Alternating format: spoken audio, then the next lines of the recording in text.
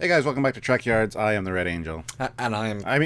No, you're wearing red today, so I'm Captain Foley. Ah, I'm Connor Coggins, and that was a hint to was our it? time topic. Stuart, what are we talking about today? We are talking about the possibility and the likelihood that the Red Angel may return. Spoilers. Who's the angel? Oh my God, it's Michael Burnham's mom, Oh my god. right? However, I have speculated for quite a while that I think Michael Burnham is going to don the suit at some point and probably help out the Kelpians. I think that was her in the red suit. That's hence why Arium had the bio-neurological signal or whatever of Burnham in the data files for the red suit, because it is a time-traveling suit, so anything's possible. Plus, the mitochondrial DNA that allows the suit to work is very compatible between mother and daughter. So it's a nice, tidy little circle that we have. That's but they can't come back because there's no time crystal anymore. Even though they just acquired a time crystal. But how are they going to get the suit a time crystal? You know, they've got time crystal now, but also that planet, there's no reason to think the planet's destroyed at any point or whatnot, so there's no reason that she couldn't find time crystal into future, or even, we speculated several times that she could just have access to more than one time crystal. I mean, if you were smart and you'd spent years in the future, wouldn't you investigate a time crystal? And I'm sure if you've got detailed sensor scans of a time crystal, you can probably detect more time crystals and scan for them, blah, blah, blah. And she can, travel 50,000 light years and 30,000 light years very easily. So I have, what I mean, it seems a little bit odd even to have Michael's mum not have another time crystal in the future. Maybe she hasn't necessarily got charged because she didn't need, that's dangerous, blah, blah, blah. But possibly. But no, it's truly a really great idea of how that all links together. But in just the sense of, as soon as Spock was found, the Spock storyline went from being sort of an A plot to just he's part of the crew. As soon as the Red Angel is came and went and explained stuff, now seems kind of out of the show, in the sense now the plot is about dealing with Control exclusively and this upcoming battle. And is that Red Angel even important anymore? Was the job done of this suit? Is the fact, are we going to leave that for season 3 maybe? How do we get her back? Is the Red Angel even important?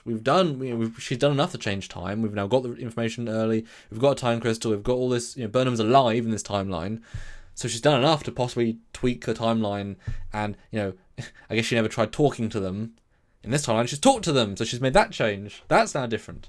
But what's your idea, Stuart? Because I know you've got a good theory. Although, do you think it's even important to bring the Red Angel back this season, in the final 2 episodes? Because we've not got much left.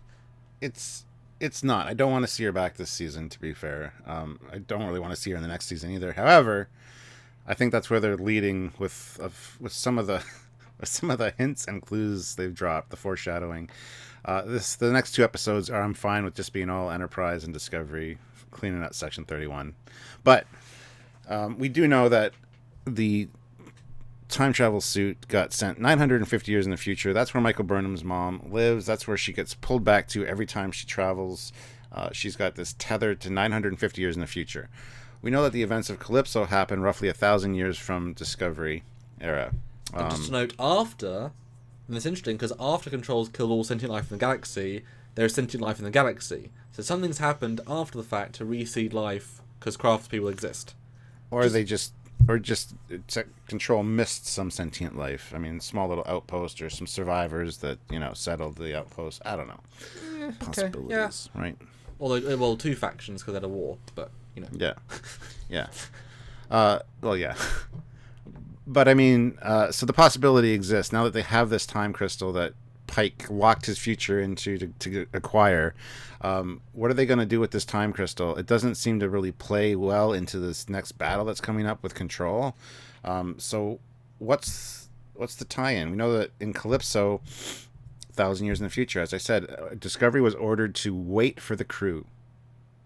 During those 1,000 years, it developed sentience. It developed an AI. So we know that something happens that puts Discovery somewhere. Don't know where exactly, but puts it somewhere, and it sits there for 1,000 years while the AI marinates and gets more intelligent on its own. Learns to love, It does. Oh.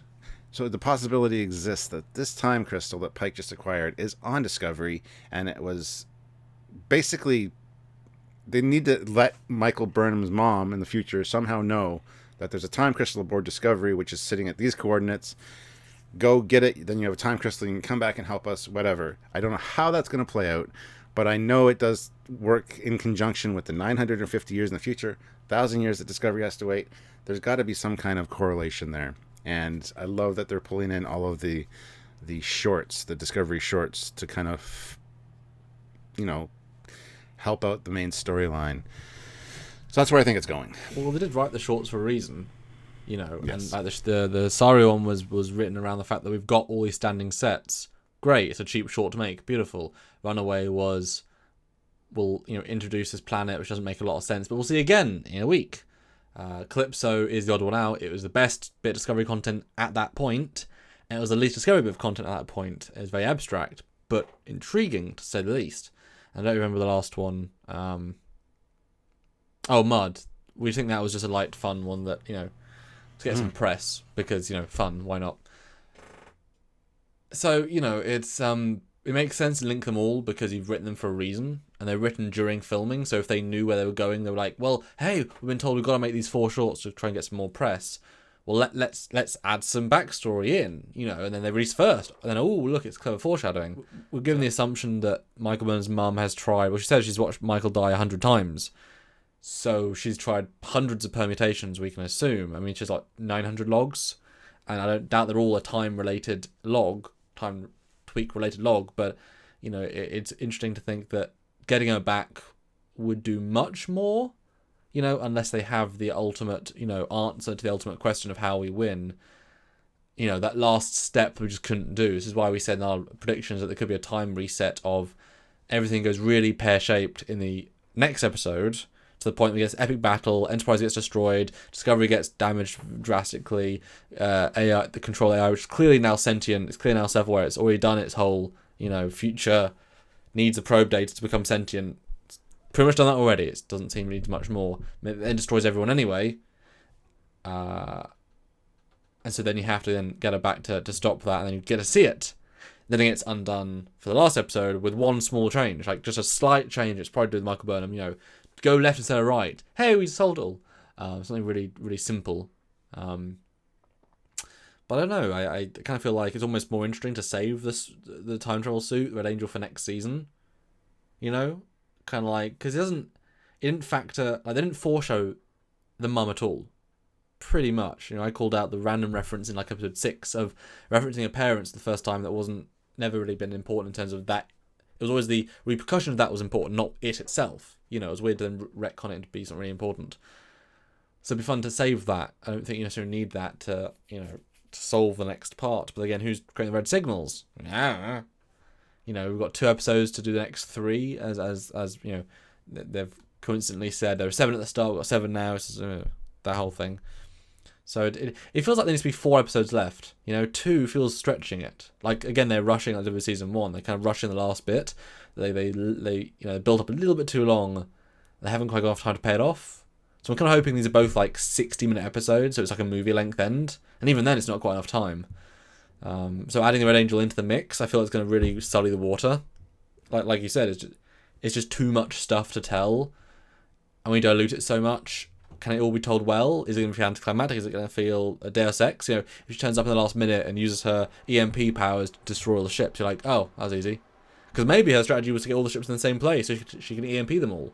Maybe that was a strategy. It seemed easy on Kaminar, I don't know. It's a magic suit, Stuart. Do whatever it wants. Yeah, lots of possibilities, but I really hope they don't include it in the next 2.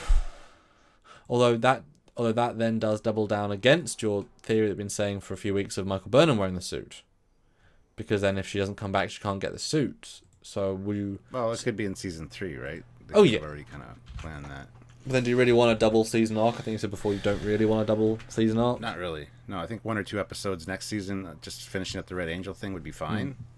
Kind of cross over this to the next season a little bit, but that should be it. Kind of like major focus. Kind of like Archer at the start of season 4 with the Nazis.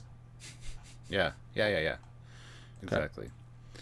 Okay. But anyway, yeah, that's our theory. Mm-hmm. What's your theory, guys? Let us know in the comments section, as always. And don't forget, What are you supposed to do? What's your homework? Well, always know. Always know. I think that our wonderful, amazing fans out there should subscribe. If you haven't already subscribed to this great channel, we do lots of cool stuff every single week, like lots of stuff every single week. And we're going to do non-Discovery content after Discovery. So if you don't like Discovery, although if you're watching this video at the end, you like Discovery presumably, but whatever. You can like these videos. Always helps analytics, because simple thing, just liking a video or lots of videos helps us immeasurably in the YouTube algorithms.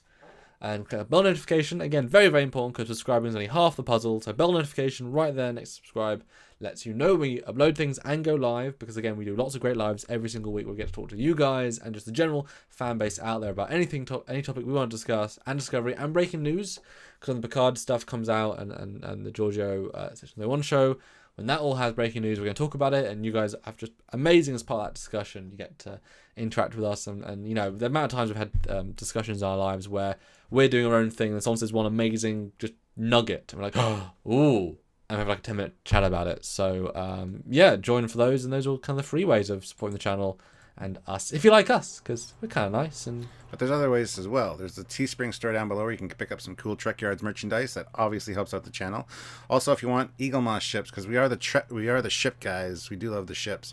So if you want to get some of your favorite ships, maybe that we've covered, maybe that we haven't, whatever, click the link down below to Eagle Moss and use the discount code Trekyards to save yourself some money on Eagle Moss ships. So bonus for you guys and a bonus for us as well.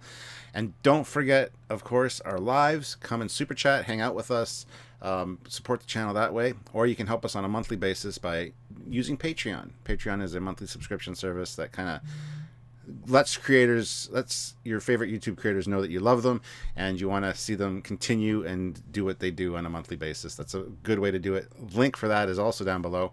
Also PayPal, either through the PayPal information down below or heading over to trekyards.com and clicking the donate button is another way as well. So lots of great ways to help us out. Plus, just join our community. We've got some great social media, Facebook, Discord, a whole bunch of cool stuff. You get to hang out with us and our lives, and that's one of the best ways to just help us out, is just create this awesome community and make it even bigger and better in Trekyards.